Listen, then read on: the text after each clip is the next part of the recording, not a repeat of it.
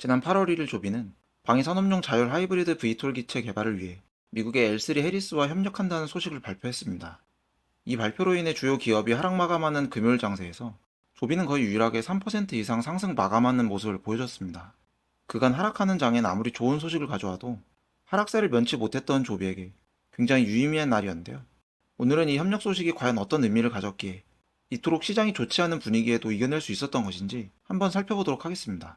먼저 발표 소식을 살펴볼 텐데, 조비와 미국의 방산업체 L3 해리스가 적어도 임무에 활용 가능한 가스터빈 하이브리드 비톨 개발 협력을 통해 유무인 활용 가능한 다목적 기체를 개발한다는 내용입니다.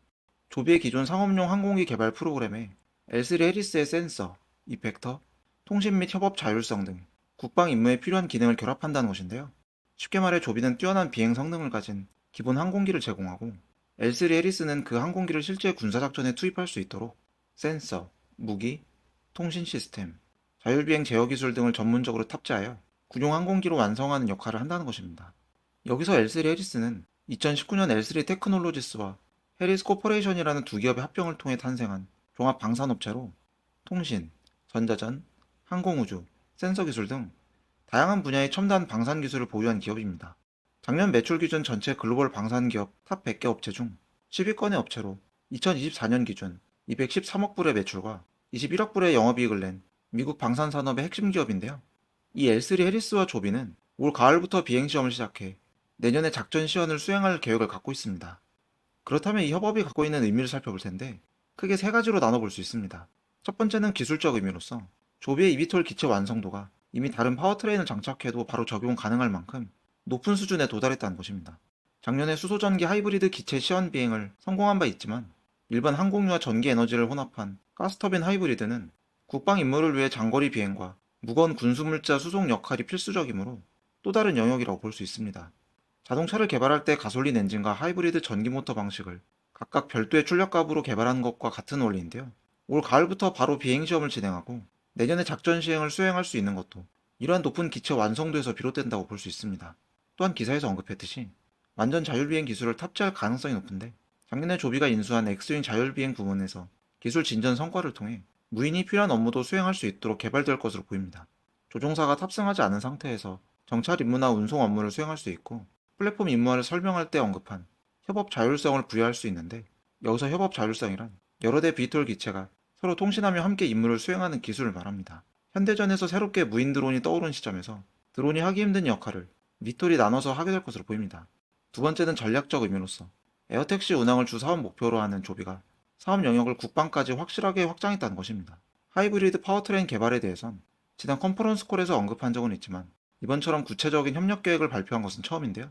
이미 조비가 미 국방부와 1억 3천만 불 규모의 항공기 공급 계약을 체결한 상태이지만, 이번 파트너십은 지금껏 개발한 VTOL 기술을 토대로 본격적으로 국방 분야로 확장하겠다는 시그널로 볼 수 있습니다. 올해 초 아처가 안드릴과의 군용 하이브리드 VTOL 개발 소식으로 주가가 크게 상승했던 것을 떠올려 보면, 이번 개발은 향후 안정적인 사업 영역 확보 차원에서 큰 호재로 볼 수 있는데요. 나홀로 주가 강세를 보인 것도 이 부분이 가장 크게 작용한 것으로 볼 수 있는데, 조비가 만약 FAA 형식 인증을 내년에 완료하더라도 실제 유의미한 매출이 발생하는 것은 내후년까지 지켜봐야 할 가능성이 높습니다.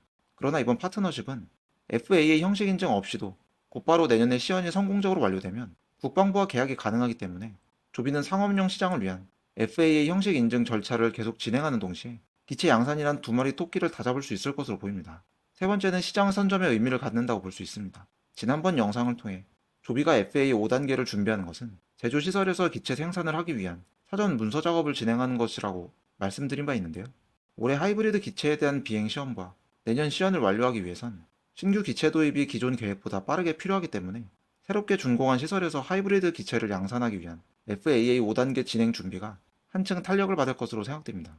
이 점은 조비가 가장 빠른 비톨 기체 양산 기업으로서 차세대 항공 플랫폼의 기술 표준을 선점하도록 할 것으로 보는 부분인데, 아직 그 어떤 경쟁사도 조비만큼의 완성도 높은 비행 기술을 가진 기체를 양산하지 못하고 있는 만큼 조비의 시장 선점 효과가 더욱 커질 것으로 생각됩니다. 조비는 기술적 지표로 보면 당장 매수하기 어려운 기업이면 틀림없지만, 성공할 수밖에 없는 기술적, 사업 전략적 특징을 갖고 있는 기업임은 부정하기 어렵습니다. 안두릴 만큼 관심을 얻는 방산업체는 아니지만, 완숙한 기술을 보유한 글로벌 방산기업과 함께하는 만큼 향후 이 분야에서의 성과도 기대하면 좋을 것 같습니다. 오늘은 L3 해리스와의 군용 하이브리드 기체 개발 소식을 알아보았습니다. 다음 시간에 뵙겠습니다. 감사합니다.